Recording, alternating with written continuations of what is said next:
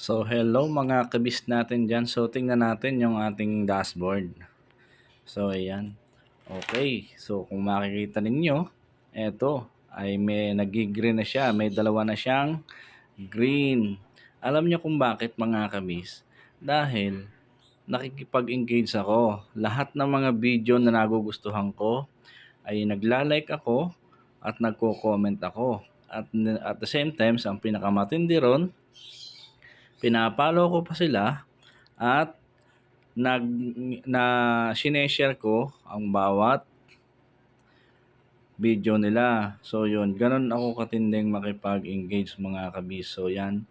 Pero tingnan nyo yung aking mga video reels. So yan, simpleng-simple lang. Minsan niya wala pang mga 1K views yan. No? Tingnan nyo mga kabis. Pero siyempre, hindi naman ako naiinip mga kabis.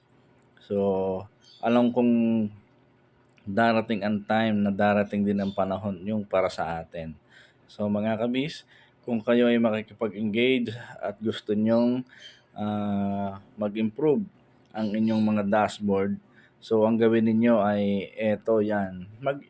Yung mga video reels na dumadaan sa timeline nyo, panoorin nyo. Kung nagustuhan nyo, i-like nyo, mag-create kayo, mag-comment, and then at the same times ay mag-engage kayo, i-follow nyo, i-share nyo.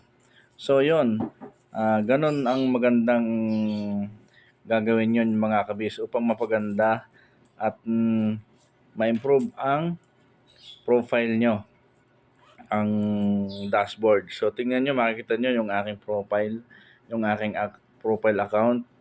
So, konti na lang. Marireach ko na lahat yan, yung mga red na yan. Kasi nga, ganun ako makipag-engage sa mga kapwa ko content creator.